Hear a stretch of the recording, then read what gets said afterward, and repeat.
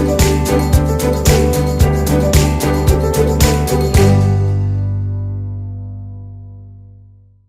great to see you. Good morning, good afternoon, good evening, depending on where you are in the world. It's a pleasure to be here. And I'm Dr. Jonathan Kirschner. I'm here with Professor Dr. Nicky Terblanche, who is joining us in the evening, yeah, in Cape Town? It's 4 o'clock, so It- just turned afternoon. Soon, soon. Yes. Okay. And I'm here in Philadelphia. It's fantastic to be here today to talk about a topic that it's near and dear to Nicky and myself, and we'll dive right in. I'll first just start off with some introductions. So Jonathan Kirshner, I'm the founder and CEO of AIIR Consulting. And for those of you who may not know us, or this might be the first time learning about us, our expertise at AIIR is helping leaders thrive and helping their organizations outperform through excellent leadership. And we do that in a number of ways. We help organizations and leaders understand their talent through great assessment and success profiling and analytics. And we also help optimize and grow and develop through executive coaching, team effectiveness, and leadership development. And so you might be asking yourself, all right, if this is sort of like a leadership firm, what in the heck are these guys doing sitting here talking about AI? Like, what's the relevance? Um, why are we having this side conversation? Why aren't we talking about leadership and behavior change and all these great things that help leaders become excellent?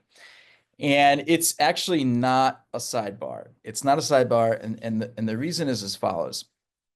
We find ourselves right now in a time where we have a foundation technology. So AI, it really is, it's no different than the discovery of fire, the tire, the computer, the internet. It's right up there in the top five sort of discoveries and innovations that will not have an incremental effect on the world and humanity, but rather a transformational effect. And we are sitting right now in this time in a revolution. Now we call it the AI revolution. So it's really important to not think of this as a productivity tool or something that can kind of write a nice apology letter to your mother. This is something that is foundational and really is we're right in it right now. A revolution in how we operate, both in the workplace and outside of the workplace. Our job as leaders is fundamentally to lead others into the future towards a vision. And so because of that, our job is not to just follow or to be led. It is to fundamentally lead. And because of that, it's very, very important for leaders to have proficiency, the right mindset, and the right skill set for how to leverage AI and harness it for good, for leadership impact, and for furthering the organization's goals. And so that's the relevance for us at AIIR. We find it extremely relevant to help leaders adopt that mindset and skill set. And we're doing it in two broad ways right now. In addition to all the things we do that I shared earlier, we have an AI accelerator at AIIR for leaders, and that helps them become AI ready with the right mindset, skill set, and importantly, the ability to not just be proficient as an individual, but to be able to bring it into the organization successfully and to gain adoption successfully. So that's our AI accelerator. We've done a number of them. We're going to be announcing our next set of dates in the coming weeks, so stay tuned. And then we also have AIIRon, and AIIRon, a play on our name AIIR. AIIRon is our digital coach assistant. And AIIRon is something that became seeded. The genesis of AIIRon was through a conversation with my dear friend, Dr. Nicky Terblanche. I met Nicky in October, I think it was October 2021, which seems like Yeah, a decade it's ago. Uh, seems like eons ago. And I met him at the Columbia Coaching Conference, which was virtual. There was a lot of amazing lectures and panels to click into, and there was one on AI and coaching, and AI coach assistants in particular. And I'm like, you know what, this sounds really interesting. I'm going to click into that. I was completely blown away. I immediately emailed Nicky after that and said, hey, we got to talk. So, Nicky, it'd be great to if you would introduce yourself and share just a little bit about the incredible research you were working on at that time. Well, love to also catch up with what's going on now and where you see the puck going. great. Yeah, thanks, Jonathan. Yeah, and just what's interesting to point out to the people on the call here is that October 2021 was before ChatGPT was released. It was before generative AI entered the fray, and already you as a leader saw the potential of AI in coaching before people started talking about it. So timelines are very important in this AI game because it's moving so fast, right? But you're right. So at the Yeah, time when I because presented, Nicky, yeah, the 2021, that was pre ChatGPT, right? yeah, yeah, So we were November kind of using, when we 2022. said AI, we were thinking about retrieval-based AI. Exactly, Weren't necessarily thinking exactly, about generative AI at that time. exactly. So not many people were into AI at the time. So it was. I think what appealed to me when we started talking was your vision to see that there's potential in this even before the craze and the rave of generative AI. But when we met back then, where I was at that time, I was a rehabilitated engineer, electronic and software engineer. I studied that and I did a master's in electronic engineering. And then I left that all behind to become a leadership and executive coach. So I moved all the way to helping people and moving away from the technology side. And then I did a PhD in that eventually, and I'm full-time academic now at Stellenbosch University, where I teach masters coaching students and PhD students. But 2 years before we met is when I started becoming curious about this notion of AI and coaching, because I saw, especially in resource constrained environments like South Africa, and even in organizations in other countries where only certain people has access to coaching, I became curious as to whether there was a way to use AI and combine it with coaching to scale coaching. And it was purely an innocent question as a researcher. I then dusted off my engineering skills and I created, as you pointed out, not a generative AI coach bot. It was actually a old style retrieval rules-based coaching chatbot based on goal theory.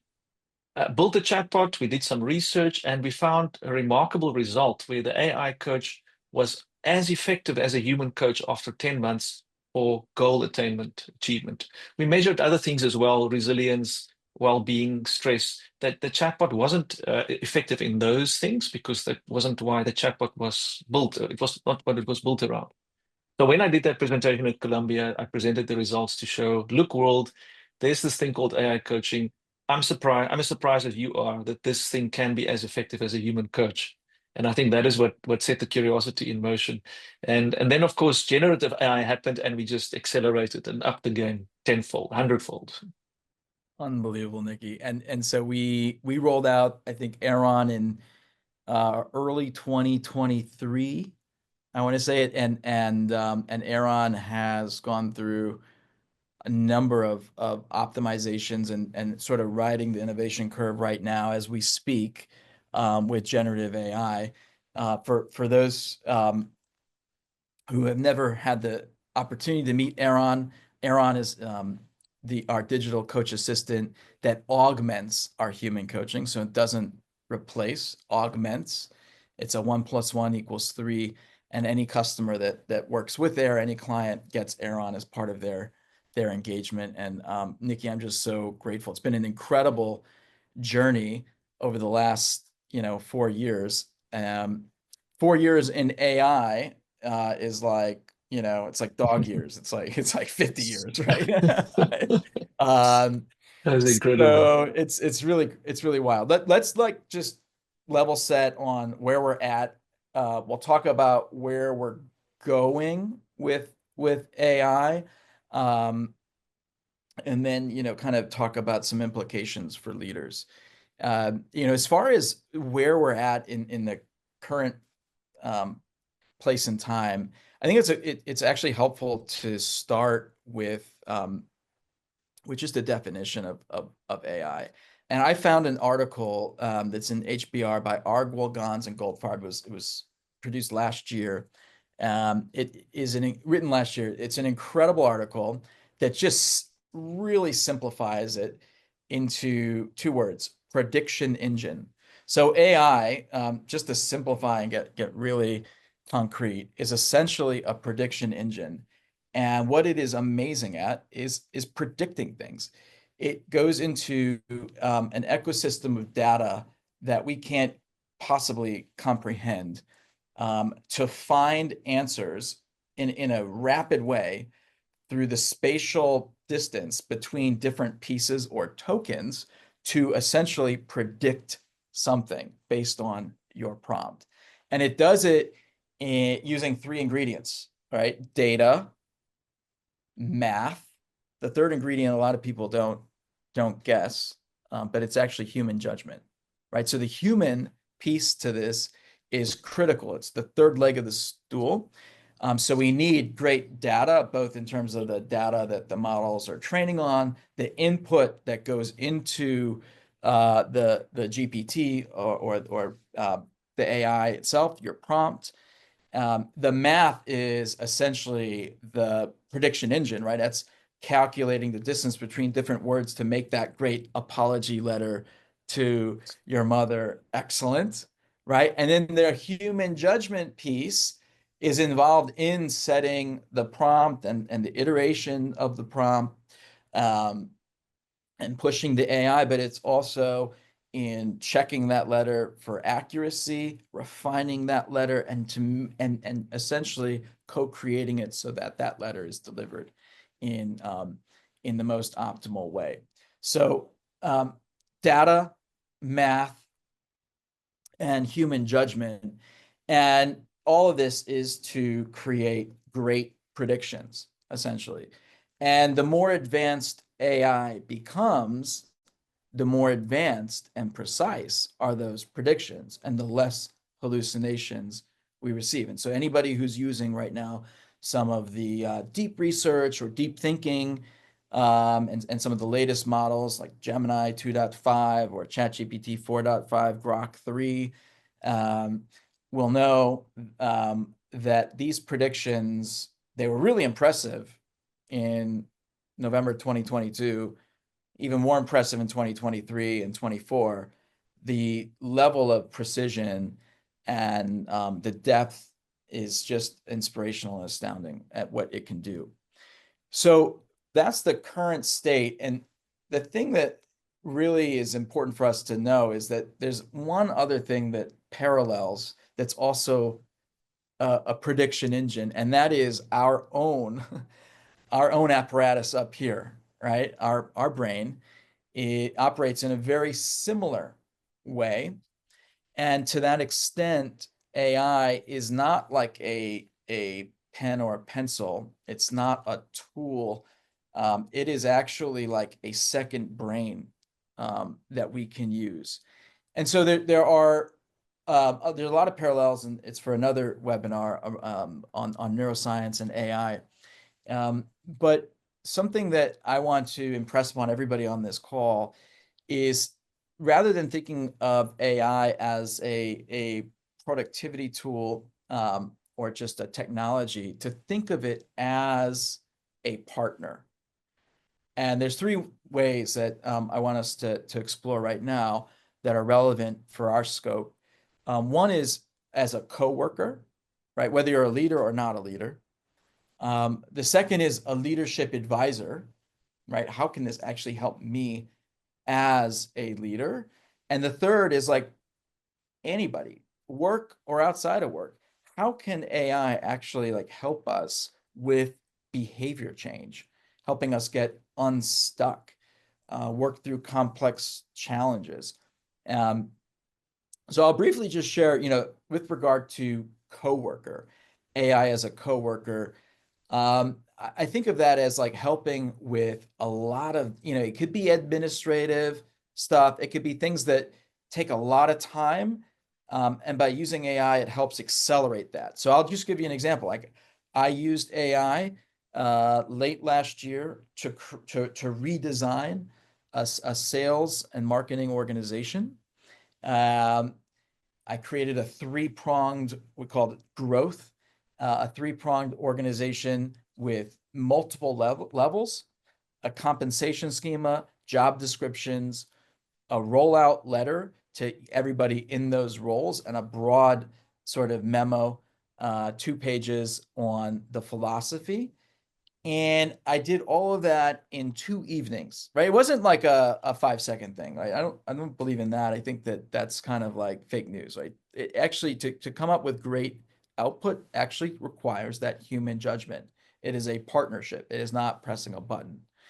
But 2 evenings is different than the alternative, which would have been about 4 to 6 months with a very expensive compensation consulting firm and a sales consultant. So I took that output, worked with my executive team to refine it, and we rolled it out 2 weeks later.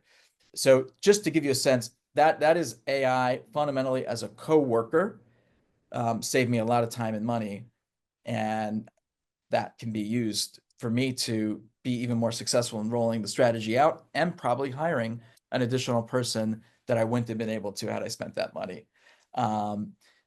So AI is a coworker, AI is a leadership advisor. I'm a pretty busy guy. I'm running 2 companies, AIIR Consulting and AIIR Analytics. I've got 4 kids. I play hockey. I barbecue. So a lot of plates are spinning, right? And I was thinking, a few weeks ago, with all travel and everything, like, how am I going to get all this done? I could really use some help thinking through how to manage my time. How do I bucket this? How do I prioritize better? And I asked AI, I said, can you help me with this? And if so, what questions do you need me to answer for you in order to build a great time management plan? It asked me about 15 questions, which took me about 25, 30 minutes to answer thoroughly. And then it put together this incredible plan, which I then asked it to create a visual for me, which is now laminated and on my desk, right? So that's AI as a leadership advisor. And I regularly use AI to help me refine and think through strategy and vision statements. So I want to encourage everybody to think of it not just as something that can accelerate your work and productivity as coworker, but also something that can help you think and to aid you in your leadership. The last thing, and Nicky, I'm going to turn it to you because you're really the expert on AI and behavior change, is like, how can we use AI not just for up here, but also hands and heart, right? How do we use AI and harness it to work through challenges and actually like change our behavior? So, Nicky, I would love to get your thoughts on that, given your expertise and passion for this. Yeah, thanks. And just before I go into that, you just reminded me, I dropped off my kids at school the other day, and I was sitting in the parking lot, and it was a hot day, and the windows were down. I could hear someone next to me on the phone saying, "Can you believe it? I did a whole proposal in an hour yesterday with ChatGPT." So even in South Africa, people are using it left, right, and center. So the productivity gain is incredible. But That's yeah, right. so the third aspect, or another aspect, is indeed this behavior change. Now that's what coaching is all about, right? So when we coach people, it's about creating new insights, new awareness, and ultimately, hopefully, behavior change. And that's what I base my coaching practice on. And with coaching, with AI coaching, the initial coaches we saw were very much goal oriented. It was quite simplistic, and it took people through a goal setting process. So that is helping you keep on track with nudges and with helping to use to set smart goals. So what we saw there, which was very interesting, is that I think AI outperforms human coaches when it comes to very specifically choreographed tasks like goal setting, because it follows goal theory very accurately. If you prompt it to follow goal theory, it will follow goal theory. I think for human coaching, sometimes we deviate a little bit or we forget what the theory is about. So there's definitely an example of how AI can be used to help us track our goals. But then what we're also seeing is through continuous use of AI, it can actually start helping you to change habits, and which is then what leads to behavior change. And in fact, in a recent study, we used an AI chatbot coach in the contact center environment. And as you all know, contact centers are very high pressure environment, lots of turnover of staff. It's difficult to retain staff. And we gave an AI coach to a group of contact center team leaders, and they used it for a month. And we did qualitative interviews, and it was remarkable to pick up how much they felt assisted, how much they mentioned that they are changing some of the habits, some of the things they do because of their conversations with the chatbot. It's quick check-ins, right? It's like a 1 or 2 minute quick check-in with a chatbot where you can ask it some questions. It'll reflect back to you a few questions and then give you a few suggestions. So I think there's initial indications, clear indications that using AI in the form of coaching chatbots specifically can in fact lead to longer term behavior change. And we'll talk a bit later, I think, about how we recently discovered that cognitive behavioral AI chatbot coaching is in fact the preferred modality or model of coaching, which was a surprise to us. But I think we can unpack Actually, that. Nick, I mean, Yeah. with being on that topic, maybe Yeah. we could just dig into that Sure. a little bit. So you're saying you've tested numerous sort of methodologies, orientations to, behavior change, and CBT came out on top. Yeah, so you must understand, as a researcher, I get very excited when I get given opportunities to go, and I always call it myself a kid in a candy store. And we got some funding from the European Mentoring and Coaching Council, the EMCC, the ICF equivalent in Europe. And we basically asked the question in coaching, which coaching approach is better? Should you use goal orientation? Should you use solution focused coaching, or should you use cognitive behavioral coaching? Those are the 3 primary models, I'd say, that we found in other studies. So it's very difficult to test that with human coaches, right? Because you would have to have large number of human coaches specialized in each of those disciplines. You'd have to get them to coach 100 coaches in each group, compare. It'll cost a lot of money. People aren't consistent. So, but with AI, and this is another thing of AI that I particularly like, we can do simulations, scenario planning. So we can do simulations of what would happen in a human world without using humans. So we created these 3 AI chatbot coaches, one representing each of those modalities. We had a panel of experts review them to make sure that they comply with solution focus, behavioral, and all of those things. And then we had over 600 people in groups of 200 use the chatbots over, it was a short intervention, only 1 week.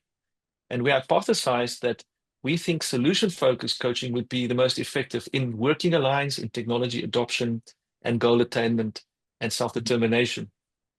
And to our surprise, people throughout preferred the cognitive behavioral chatbot. We did not expect that. And we had to now theorize about why this is so. And we conclude that people are, counter to our initial thoughts, more willing to engage in deep cognitive processes with AI. We thought AI can just work with people on a surface level.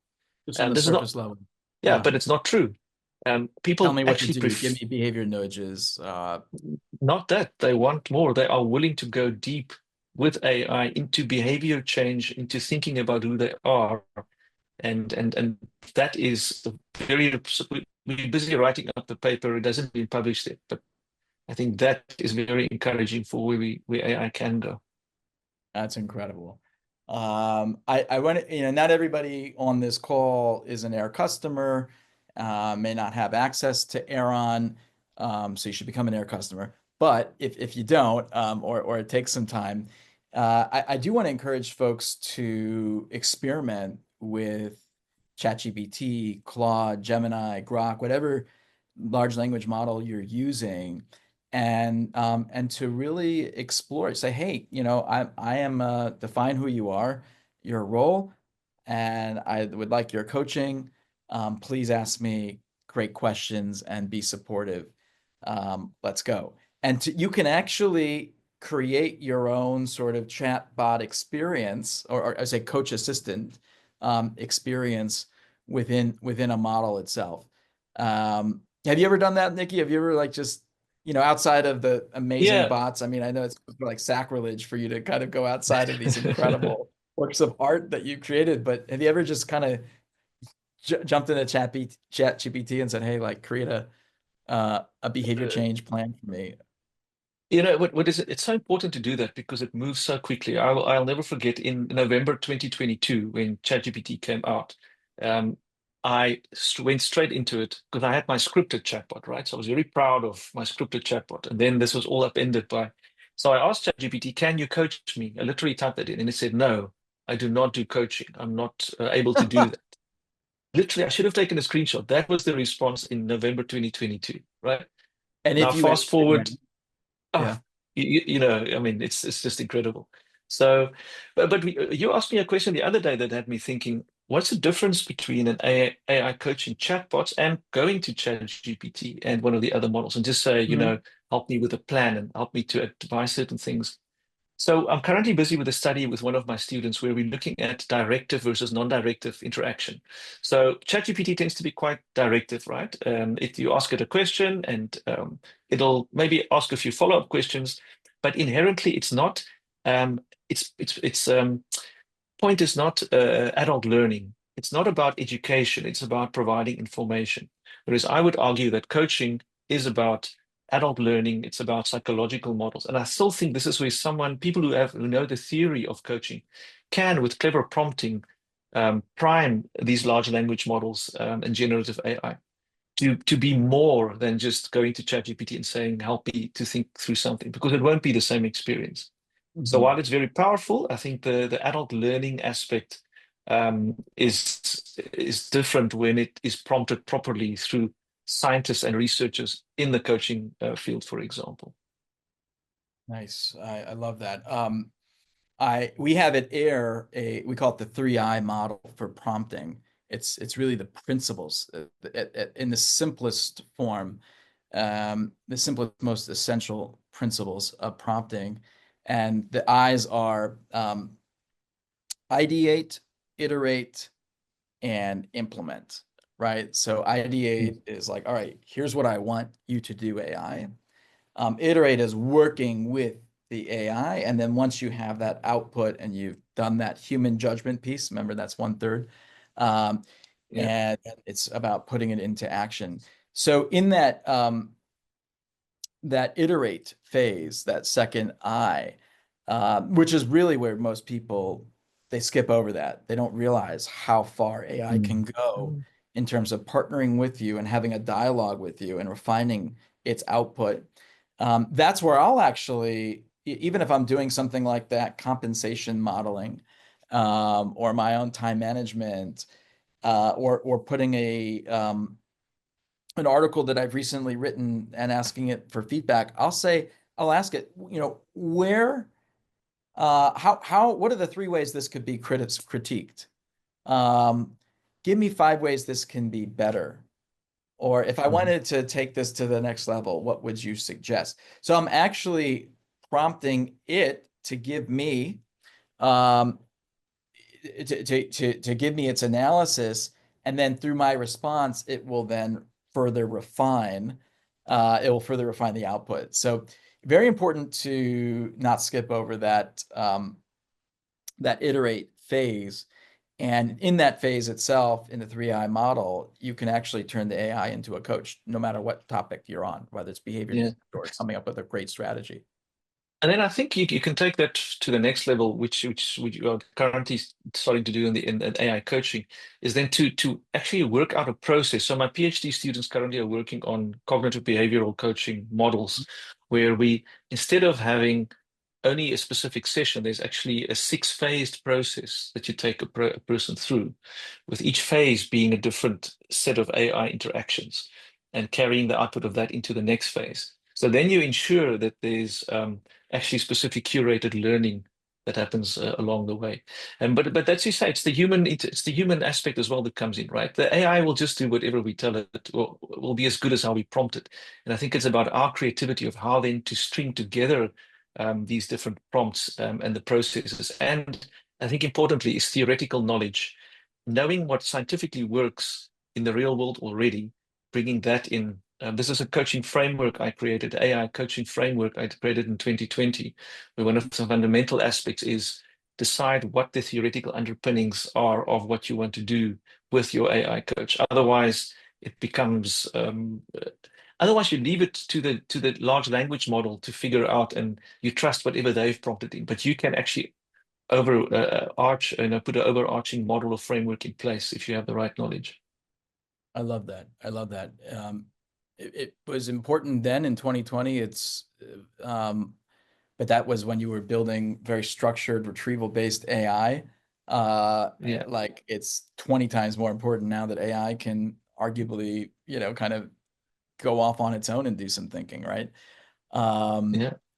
so amazing, Nicky. I want to segue us into what a lot of people have been asking us. So Nicky, in addition to building Aaron and being our partner, um, in thinking through AI for the digital coaching assistant and that augmented coaching, is also our AI scholar in residence. So basically what that means is Nicky and I have these giant geek out sessions, and we have a lot of fun. We do thought leadership writing and things like this. And one of the things that we're often asked is like, all right, so what do leaders need to do, organizational leaders, what do they need to be doing right now to be prepared, um, to be ready now and also prepared for the future? Because for anybody who's not following the innovation curve, it kind of gone, it went from, innovations happening every year to sort of quarterly to monthly to weekly. And now, for anybody who's, you know, registered on any of the AI newsletters to track the innovation and all the developments, it is a daily occurrence now, right? There are new models. There are non-incremental advances to models coming out daily. And so that innovation curve is, I don't even know if hockey stick is the right metaphor, but it's the best I've got. It's a hockey stick. So how do leaders position themselves and prepare, given that context? And I'll share just a few things that we're advising. First, I think it helps to just define like what is leadership, right? Leadership is actualizing a clear and compelling vision through others. That's how we define it at AIIR. So actualizing a clear and compelling vision through others. And the most important thing for leaders to understand is that others, while traditionally others were people, others will now be people and AI. That sounds silly because we can't see AI. We can kind of log into a ChatGPT or Claude or Grok or Gemini, but it is there and it will be there in the physical form. It already is, but in terms of being present in the marketplace, we will start to see robots and embodied AI soon. And there will be a time when that robot is, sitting around in the boardroom, at the conference table, in our offices. So it's first and foremost, I want to just encourage leaders to expand their aperture to think of others not just as humans, but as this unique combination of humans and AI. Second, it's just really important that leaders learn the foundations, both from a mindset standpoint, right? We have to reorient ourselves from thinking that this is just a productivity tool to this is a coworker or a partner that I engage together with in using hybrid intelligence. So we have to level set on that mindset. We also have to have sort of the basic fundamental skill set, right? So like that 3I model of initiate, ideate, and implement, right? That is something that it's foundational. No matter how good the AI becomes, And our prompting may not need to be as sophisticated and complex. Those three principles will always remain evergreen. And there are additional skills that aren't necessarily pertaining to engaging with AI itself, but engaging as a leader in a world where AI is increasingly ubiquitous. So we at AIIR asked a number of subject matter experts using our leadership genome methodology. So we have a 45 skills leadership taxonomy. And when we want to understand what are the specific skills that matter the most out of those 45, we run what's called a leadership genome. So we did a leadership genome asking the question, what do leaders need to be proficient in the most in this world of AI, in this time of the AI revolution? And we came to a list of 7 skills through this empirical process: resilience, curiosity, strategic thinking, problem solving, setting vision, decision quality or ability to make good decisions, and communication. All 7 of those out of those 45. So all 45 are important, but those 7 matter the most based on this study. And I want to just like triple underscore curiosity. They're all 7 of those are really important. You can read about it in our AI leadership white paper that came out at the start of the year. It's on our website. And we talk about these 7 super skills a lot. Curiosity may very well be the most important one. And Nicky, we talk about this a lot. Like how do you become proficient in AI? Like you could read books, you could do trainings. It actually is a lot simpler. It is by just experimenting and getting in there and learning from doing, and importantly, really using our curiosity, right? Which is a uniquely human skill. Nicky, I don't know if there's anything you want to riff on with regard to that, but it's a really important thing, because with most technology historically, to become proficient, you have to learn how to code, right? You need to go to like workshops and seminars and learn agile development principles and all that. With AI, to become proficient, you don't need to learn how to code. You just need to like give yourself permission and to expand your mind. Curiosity, curiosity, curiosity. Nicky, anything you'd want to add to that? Absolutely, and obviously, as a researcher, I'm made of curiosity, right? So, Right. but but what I notice as well, and this applies to leaders and people in organizations. Curiosity, there's definitely a personality type, and there's certain people that are more open to these things than others. We don't know the big 5 personality type. There's also technology adoption propensity is a measure we use of how scared people are or how open they are to AI. And I think one of the challenges of leaders and organizational stewards and custodians is to balance off the curiosity with the risk, because some people see, and we should probably talk about the risk as well in AI, or the perceived risk in AI at some point. But what I've noticed is of course, you can be curious, but we have time constraints. I think it's a wonderful strategy as well in your organization to ask your staff, the people that work for you, to go and be curious, to go and explore. It's impossible for a leader to know exactly the detailed tasks that everyone does in the organization. But if you ask people, here's a tool, go and play around and see how you can optimize your task, how it can help you. I think we can very quickly scale the feedback we get in terms of the curiosity. But I think a lot of people's curiosity is tempered by the fear they have. And I know we've discussed this before. I think some of those fears are not um, as pronounced anymore as what they were. For example, data security and sharing of data and all of that. Because as we know, there are ways to make sure that whatever you put into the large language models and the AI is not used for training, and you won't share your company secrets. So maybe that's an important thing to mention, Jonathan, is how you got around that to allay the fears of, oh, it's going to steal all that information. I think so. Yeah. I mean, um, I think that this is a great segue into organizational adoption, right? Because Mm. you could spend 30 hours over 2 weeks just going totally nuts using every major LLM and becoming, super proficient, and then have all these ideas and outputs to bring into the organization and then just land flat on your face, right? For like many, many reasons. So like one of the questions actually in the chat here, and we'll get to some of these. I know we have only 4 minutes. How can HR leaders help skeptical stakeholders, whether leaders or coaches, see the value of AI?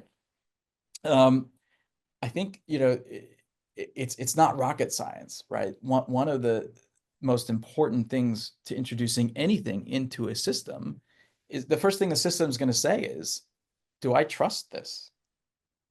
Right? Can I trust this? If I don't, I'm going to expel it from the system, right? I'm going to, Yeah. whether that manifests through change resistance or just simply like like no, not now, or more sort of sophisticated maneuvers like we're not ready for that, but please join our AI committee, and it's just a way of sort of getting people to talk about it and not do anything.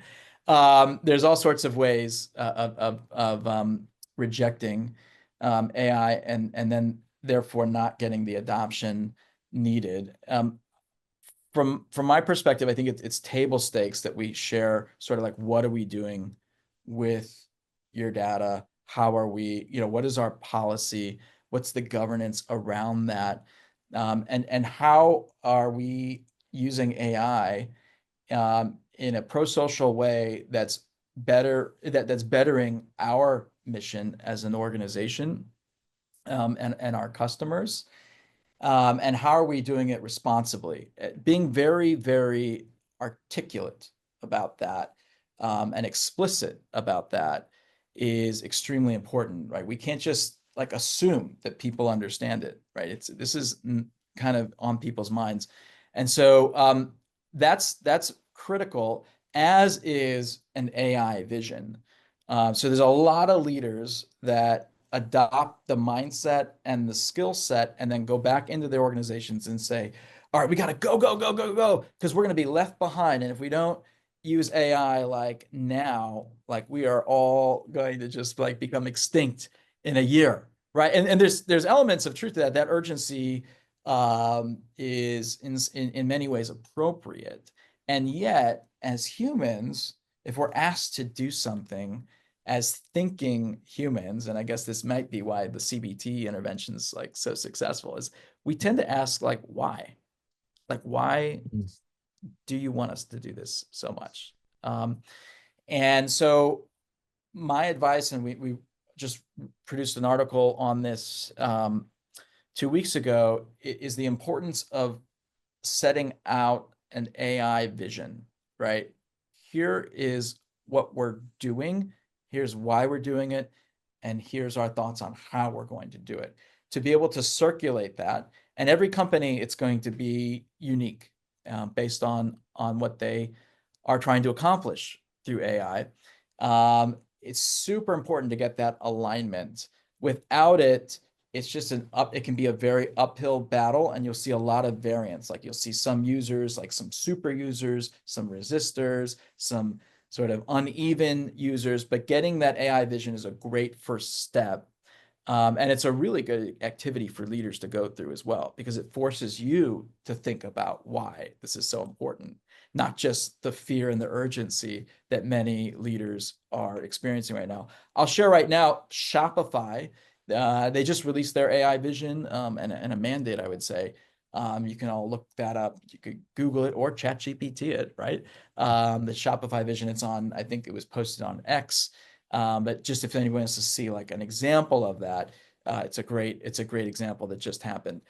I know we did not get to a lot of the questions, and we're getting very close to time. I want to just end with any final parting words, Nicky. We covered a lot of ground on this call. Anything that you want to leave our viewers today with? I think I do want to emphasize the importance of educating ourselves about AI.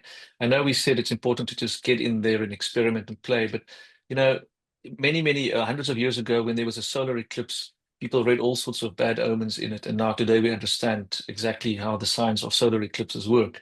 I find in my presentations, at the beginning of the said presentation, I do a poll, and some people are very negative about AI. And once I've explained the mechanisms of it, the pros and cons, what it can and cannot do, I do a poll in the end again. People's perceptions have shifted. So it's a very fast roller coaster. This is difficult to hang on, but try your best to experiment, but as well educate yourself. And to do that, find sources that you trust. I have a few newsletters I've subscribed to, which is a source of information. We need both. We need experimentation and education about AI. Wow, Nicky, I couldn't agree more. I am excited to continue going on this journey with you and sharing our insights with the broader AIR community. And I want to thank everybody for joining today. This was a really, really awesome conversation. And again, just stay tuned for the AI Accelerator dates for the remaining parts of 2025. We're going to be doing multiple in different parts of the US and the world. So stay tuned. That will be coming out in the next few weeks. And then Nicky and I will take a look at these questions. Some of them we got to answer, but some not, and we'll try to figure out how we get those addressed. For now, though, I want to thank everybody and have an amazing rest of your day, evening, morning, depending on what time it is for you. And we'll look forward to our next conversation coming soon.